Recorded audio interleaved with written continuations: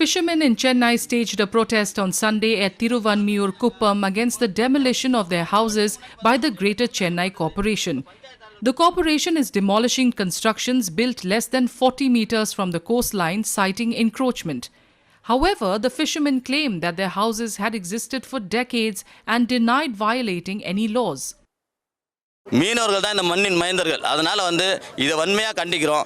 எங்களுக்கு நாங்கள் ஏற்கனவே 2010க்கு முன்னாடி எப்படி நாங்கள் இங்கே வாழ்ந்து நின்றாங்களோ அந்த 350 குடும்பம் அவங்களுக்கு இங்கே வீடு வேணும், அந்த நிரந்தரமான வீடு வேணும். அவங்க கட்டி தந்தாலும் பரவாயில்ல, கட்டி கொடுக்கலனாலும் பரவாயில்ல, நாங்களே கட்டிக்கிறோம்.